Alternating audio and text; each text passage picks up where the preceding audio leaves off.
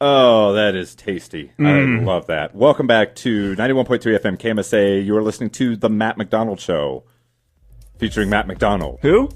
Matt McDonald. What is this show? Matt McDonald. Oh. The Matt McDonald Show. Okay. And you're Nicholas Van Patten of The Matt McDonald Show. Nicholas Von Patten. Oh, it's terrific. I love it. It's terrific. Our production guy, he's good stuff. I Yeah, like he him. is. Yeah, he is. He is a lot of awesome. I'm going to give him a little nookie later. Yeah, I know. He's a lot of awesome packed into a small package. That sounds gross. You just called him short. I did. That's wrong. That is wrong. So we have a camera in studio again, Nick, and I just realized that I haven't looked at it at all. I haven't looked at it at all either. My one of my nipples is really. You pulling a Levi Meyer right now? Yeah, I am. Okay. I got the headlight on there. Uh-oh. This is going to be the nipple episode. I hope this one goes up on campus. Yeah. Look at that guy with the freakishly erect nipples. That's great. It's Cthulhu with a nip. It is, isn't it? Yeah, my hair. I'm getting into like a Johnny Depp pirate thing here. I feel like with the bandana and the headphones. You never know what's going to come out of this hair. So, hey, before Swashbuckler. Swashbuckling. Yeah. Yep. Swashbuckle. Okay, so before we left you throng, Mesa County world, we were talking about this enterovirus 68, which has affected, well, supposedly affected. What is that? 9 children? Well, 9. No, well, the last one is unconfirmed, though. That they weren't sure what that one was, but we can say 8. Okay, so we can say 8. Yep. Okay, so this virus, enterovirus 68. I mean, this anytime they always name these things like they're filming a Hollywood B movie or something. Yeah. Enterovirus 68. Whoa. Good name for a band. So this virus has affected, let's see, the cases occurred within the last 2 months. All 9 children are being treated at Children's Hospital Colorado in Aurora, and most are from the Denver area. So all had fever and respiratory illness about 2 weeks before developing varying degrees of limb weakness. None seems to have a weak immune system or other conditions that might predispose them to severe illness, but the cases are still being investigated. Investigators don't think it's polio. Well, it would be weird for it to be polio, given that we have It's 2014. Yeah, aren't we rid of that? Yeah. Okay. Yeah. So 8 of the 9 children are up to date on polio vaccinations. So they can't rule it out on the 9th because he or her hasn't had his vaccination. You know, I'm going to take this moment to just say, vaccinate your children, people. Please vaccinate your children. I can't stress it enough. I mean, there's just enough stuff out there to do harm to your kids. Vaccinate them. I don't care what the patchouli set says. Right. Vaccinate them, just in case. Okay, so done with that. The cases come amid an unusual wave of severe respiratory illness from enterovirus 68. The germ is not new. It was first identified in 1962 and has caused clusters of illness before, including in Georgia and Pennsylvania in 2009 and Arizona in 2010. Because it's not routinely tested for, it's possible the bug spread in previous years, but was never distinguished from colds caused by other germs. So there's a lot of information here, Nick. There's a lot of information. So I feel like the best thing to take from this is that the children of Colorado are at risk here. I think that's safe to say. Potentially at risk, if this is a story from CBS News involving 8, possibly 9 children in one area of Colorado, this could be a problem.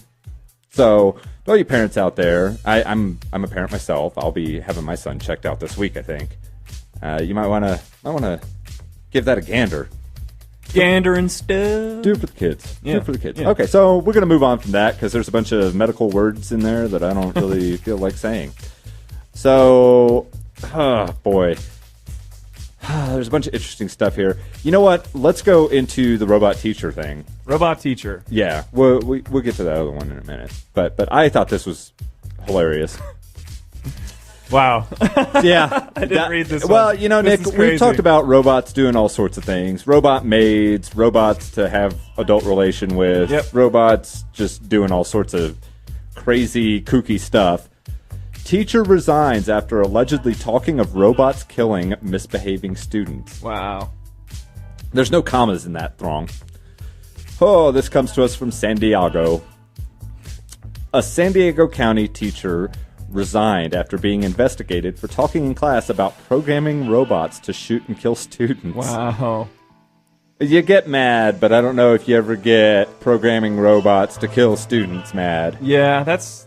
This guy or girl. Well, we'll find out here in a second. Wow.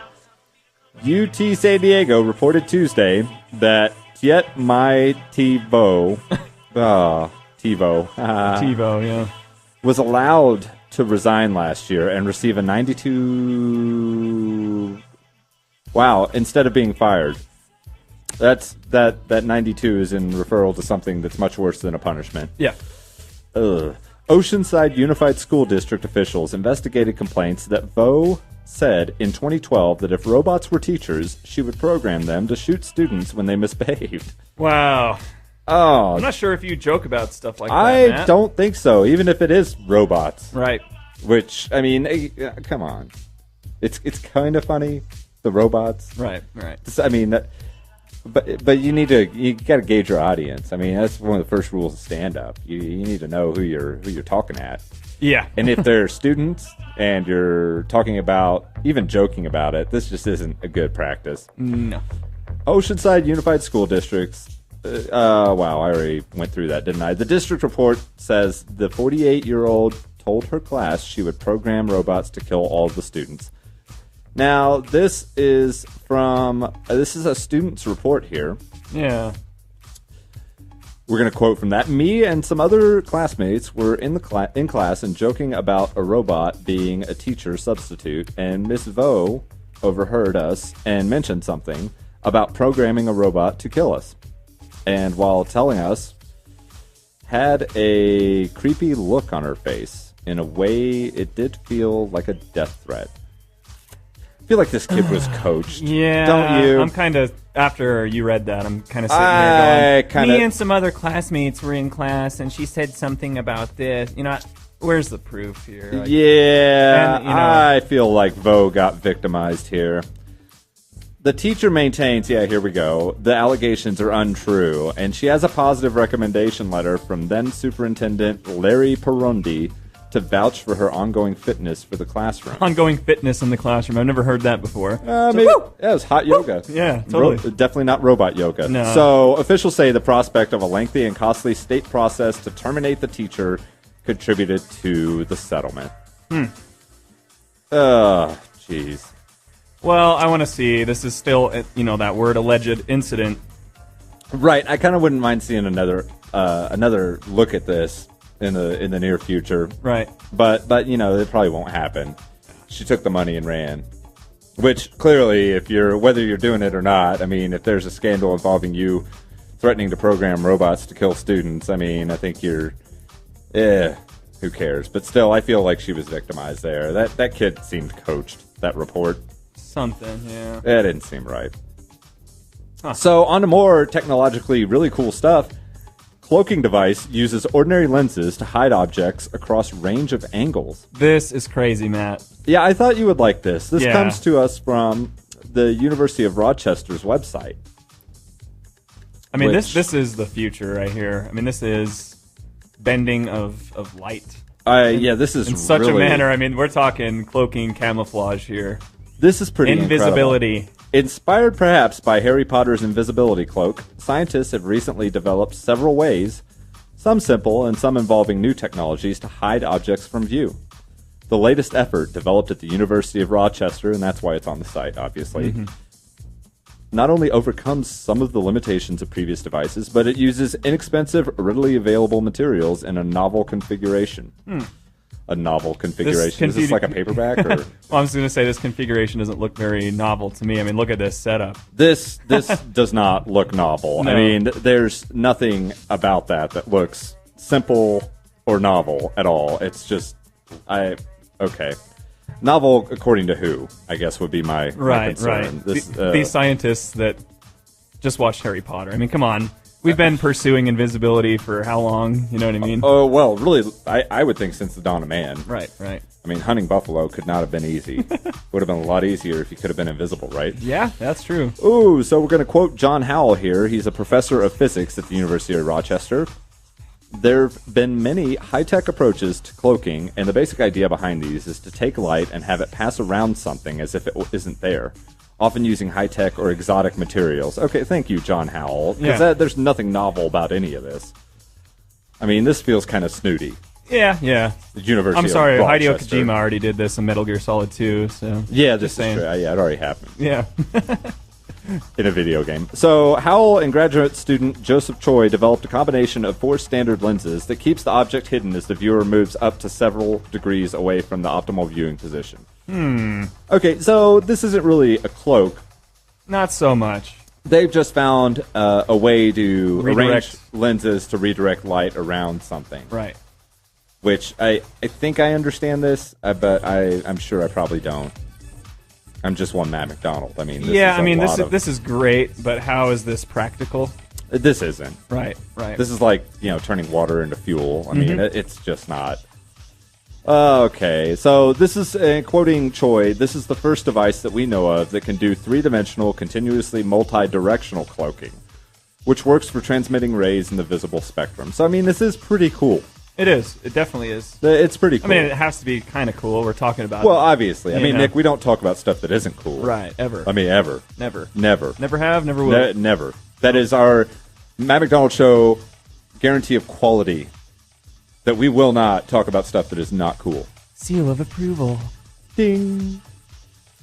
Oh, wow. Okay, so a lot of cloaking designs, according to the article, work fine when you look at an object straight on, but if you move your viewpoint even a little, the object becomes visible. So that would be the difference here, is this one is multi-directional. So to build your own cloak, follow these simple steps. And there's a diagram here in which I can't even begin to share. This looks like a terribly complex...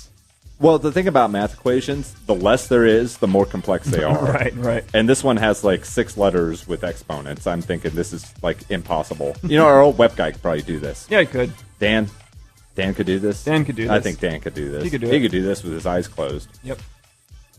He could, if it was invisible, he could make it. Yeah, okay. I'm not going to go there. Okay, so, well, I thought that was a pretty cool story, even if it's not really, like an invisibility cloak. I mean, I guess... Still cool. I guess if you could carry a bunch of these lenses around with you, but then wouldn't that be visible? It's like the dude on Main Street with the mirrors, right? Is that what he's trying to do there? I mean... No, I think he's trying to see up girls' skirts. Okay. Well, that's what I would be doing with all those mirrors. I don't know. Moving on to something more creepy. Let's go ahead and get into... Yeah, we can do this. Let's get into our list. Woohoo! This is not a funny list, but it was cloudy, stormy, and rainy, and I got in the mood for some haunted house stories. I was surprised when you shared this with me. It really isn't typical Matt McDonald fare. It's not. It's but really it not. is cool, so it complies with our quality guarantee. Absolutely. So, on with it. From Guff.com, 10 of the most haunted spots in the United States. I'm already curious. 10 of the most haunted spots. Right. I mean, how do you measure that? Right. I mean, this is... But looking at this first one, the LaLaurie Mansion in New Orleans. This is kind of creepy looking. The picture It certainly itself. is creepy looking. So, but let's hear why it's creepy. This unassuming building was the house of Madame Delphine LaLaurie, who was a wealthy socialite it girl in town. Other than throwing lavish parties, she enjoyed savagely mutilating and torturing her slaves, who she would chain up in a hidden room upstairs. Since then, people have reported hearing screams from the house and seeing the ghost of a young girl fleeing across the roof. Ugh. That's ugh. Today, the house has been renovated and restored and serves as luxury apartments for those who can afford them. Really? A few years ago, the owners of the house were in the midst of remodeling when they found a hasty graveyard hidden in the back of the house beneath the wooden floor. Whoa! They believed that it was Madame LaLaurie's own private graveyard. She had removed sections of the floor in the house and had hastily buried them to avoid being seen and detected. Seen and detected? Really? Yeah, no, well come worded on. there. Okay. That's pretty creepy. That is, yeah. Wow. And luxury apartments. People pay to live there. Could you imagine that one night? Just, oh, honey, what's the... it's another one of those damn hasty graveyards. Madame LaLaurie, you tricky lady. Seriously, this is horrible. Yeah, it's pretty okay, bad. so of course that place is haunted. Number 2, the Hotel Monte Vista in Flagstaff, Arizona. Okay. Why not Arizona? A bar patron with a gun wound, 2 prostitutes, a disturbed guest. I mean, this sounds like about 12 stories I have, personally. Okay. A disturbed guest who enjoys hanging raw meat from the chandelier and a ghostly bellboy are just a few of the many spirits that are said to haunt the infamous Hotel Monte Vista. Since it first opened its doors in 1926, the hotel has hosted the likes of Humphrey Bogart, Gary Cooper, and John Wayne, who reported hanging meat for fun. That's not the story. I like that, yeah. I know. Nice. Who reported his own ghost encounter. Wow. If you're in the area, you can still stay there, so that's pretty cool. Huh. Yeah. All right, number 3, Waverly Hills Sanatorium. Of course this is going to be haunted in Louisville, Kentucky. Anytime that you have one of these old mental illness dungeons, it's gonna be haunted. This is the cliche of haunted place. Yeah, right? yeah. I don't care what spiritual stuff you pay credence to. You gotta just know that a place like this is gonna have some adverse spiritual stuff going on in it, and Waverly Hills Sanatorium is certainly no exception. Waverly Hills apparently treated patients with tuberculosis using painful and experimental methods. From 1921 to 1961, over 6,000 people died due to disease or the attempted cures. Ooh. Ugh. Some deaths may have involved foul play, as a nurse was found hanging from a light bulb wire in room 502. Reported supernatural phenomena include slamming doors and cold spots. A woman running from the building with bloody slash wrists has also been seen. The site is now available for tours and overnight stays. All right. Oh, well, why would you want to do that? I don't know. I'm going to click on this, open a new tab. I want to find out, like what the rates are? I would hope it's cheap. Before I die, I would love to do something like this. Stay in one of these places? Yeah. Yeah, okay, why not? You can go on a tour. Oh, it has its own store. I would love it. You know, when I was stationed in North Carolina, I'd go to Wilmington. Wilmington was a port town, a big port town back in the days of pirates and whatnot. And want new cool Waverly gear? Get our Waverly T-shirts. No, come on, that's really? not cool. Cashing in on those ghosts. It's like that show, Ghost Hunters or whatever. Oh, I can't stand it. Wasn't that terrible? I mean, nothing ever happens. Leave some stuff alone, too. And it's never going to happen. They're camera shy. You know that. Right. We all know that. There's a reason why we don't have a bunch of footage of this stuff. Exactly. Okay. Yeah. So, no, but when I was stationed in North Carolina as a United States Marine, we go to Wilmington, a historic town, and they had ghost tours. You could go. They had like several of them in downtown Wilmington. You could go check out all these haunted spots. It was really, really cool. Really into it. So, number 4, Myrtle's Plantation. Myrtle. In St. Francisville, Louisiana. You know, Louisiana, I can understand why all of this in Louisiana. I lived near Louisiana for a while, and it's a pretty creepy state in some areas. Okay. The humidity, the weird critters, the Creoles. Sounds haunted already, man. Yeah, exactly. So, this is one of America's most haunted homes. Okay, Chloe, a slave forced to be her owner's mistress, baked a poisoned cake that killed the house owner's wife and 2 kids. The other slaves hanged her from a tree, and she's roamed the property since. In 1871, lawyer William Winter was shot dead on the porch. His footsteps are often heard at the plantation, now an inn, with historical and evening ghost tours. Okay. Yeah. If you happen to be in the area and you're very, very brave, you can stay overnight at the plantation. And on our right, you can see lawyer William Winter, who was shot dead. Right. And Chloe, the poison cake baker. A ghost tour. Wow. It might be fun to check out. So, hey, number 5, the Whaley House in San Diego. What? Now, is that the same as San Diego, or is San Diego the really sandy part of San Diego? This is great. I love it when they do stuff like Really? Really. Where's the editor on this one? Boy, he was not paying attention. That's where he was. He was being haunted. The Whaley House is an 1857 Greek Revival-style residence, a California historical landmark and museum located in Old Town, San Diego, California. Revival style. Revival. Hey, they got it right there, San Diego. It is currently maintained by Save Our Heritage organization. What? I don't know. Another typo there. Yeah. The Whaley House was the home of Thomas Whaley and his family. At various times, it also housed Whaley's General Store, San Diego's second county courthouse, and the first commercial theater in San Diego. I'm sorry, this place doesn't look that big, Matt. Well, crowds probably weren't that big back then either. That's true. And, of course, if it's haunted, maybe you just don't need to expand. I can't imagine business. Well, I don't know. We'll see. So every last weekend of the month, the Whaley House Museum offers a late-night paranormal investigation tour co-hosted by the San Diego Ghost Hunters. Oh, boy. San Diego's premier morons. Yeah, thank you. Thank you. Okay. Who specialize in being jerks. Yeah. The tour is limited to a small number of guests who are allowed to bring cameras and audio recorders. During the tour, guest investigators are educated on the history behind the legendary spirits that are said to haunt the house. Yeah, okay, so this isn't going to tell us anything about it. Wow, thanks a lot, Guff. Guff. Wow. Oh, here we go. And I feel like this is probably spelled incorrectly as well. Number 6, Eastern State Penitentiary, Pennsylvania. Before it shut down in 1971, inmates of this prison were tortured by sadistic guards using unusual and cruel methods.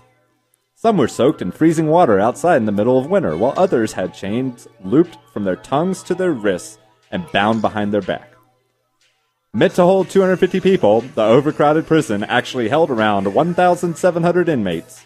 The ghosts of these criminals are said to lurk around the cells of this National Historic Landmark. I don't know. I feel like I ought to be cheery about this because it seems like these are all businesses that are trying to take your money. I really want to know. That's a lot of detail on this torture and these methods, right? How do they know this? How do they know that? You know what I mean? Okay. Quality of assurance. Yeah, that's right. Cool stuff. Number 7, the Villisca Axe Murder House in Villisca, Iowa. Okay, the name got me already. Axe Murder House. Hey. It's haunted, Why not name it appropriately? Right. This house is the site of a grisly family massacre that took place in 1912. A couple, their 4 children, and 2 young girls who were overnight guests were slaughtered with an axe. The case was never solved. Interesting. To this day, several spirits reportedly haunt the house, including a man with an axe and children who've been heard crying in the night. Wow. Why would you see a ghost of a man with an axe if he was the one that committed the crime? Okay, yeah, I'm kind of with you there. You don't know? Obviously, it was the spirit of that man with the axe. Right, but no, I hear you. Yeah. Tours of the house are currently offered, and brave tourists can even spend the night. This looks like that Amityville house. It does. Yeah, it sure does. I wonder if it is. It may be. Kehoe. Hey, number 8, the Kehoe house. Jeez. Yep. Kehoe. Kehoe. Savannah, Georgia. I've heard a lot of great things about Savannah. It's supposedly a very strange town. The Kehoes and their 10 children... Kehoes, I know that's not right. And their 10 children lived here happily until the 2 twins died while playing in the chimney. Maybe your kids shouldn't be playing in chimneys. Probably not. But yeah. Guests and staff have since reported hearing children's laughter and the sound of light footsteps running up and down the hallways. One guest even claimed to wake to feel a child stroking her face. Ugh. All this made even spookier by the fact that children are not allowed on the premises. There is a strict adult-only policy. That's interesting. Okay. Yeah. What's going on here that kids can't be around? Well, maybe it's that damn welcoming chimney. Right. That's probably what it is. Yeah. Number 9, the Pine Barrens, New Jersey. Ugh. Okay. Hey, the Pine Barrens are they're supposedly the home of the Jersey Devil. As the story goes, Ms. Leeds gave birth to her 13th child, which transformed into a hoofed beast with a goat's head, haunches, a forked tail, and massive wings. In 1909, area residents were so terrified of running into the monster that schools shut down and the local mill closed for several days. Some still avoid the Pine Barrens or warn their children not to swim in the Blue Hole, a natural pool said to be bottomless and frequented by the winged monster. Wow. All right, kids, you probably shouldn't go play in this bottomless pool. Just saying. I got nothing on that. Yeah, I mean, that's the power of fear, right? Yeah, wow, some things never die. And number 10, the Trans-Allegheny Lunatic Asylum in Weston, West Virginia. Yeah, it doesn't surprise me. There's an asylum here. Okay, treatment. Kind of looks like an LDS church. It really does. Maybe it is. Same architecture. Same stuff going on there. Right. So the treatment at the Trans-Allegheny included locking patients in cages, chaining them to walls, and liberally lobotomizing and or treating them with electroshock therapy. Although the building was built for only 250 people, it contained more than 2,400 patients by the 1950s. The asylum offered cures to those who suffered from ailments ranging from epilepsy to alcoholism.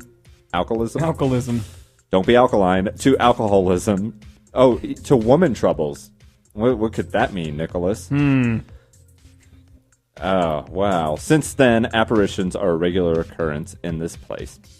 For a while, the building lay vacant. Imagine that. Until the building was purchased and remodeled. Imagine that. The owners are now offering historic tours and daytime paranormal tours 6 days a week. Imagine that. Right. What a robust experience that must be for all involved. And there you have it. Those are the 10 most haunted spots in the United States. All right. And with that, do you believe in ghosts? Do I? I think I do. You think you do? I'm pretty sure I do, yeah. Oh, I mean, it could be aliens again, but I mean, I figure aliens are busy enough in my mind that I'll give the ghosts a pass here. Okay. Yeah, okay. I'll acknowledge them. Right on. So with that, we're going to take our second break. This is the second break on the Matt McDonald Show that we take.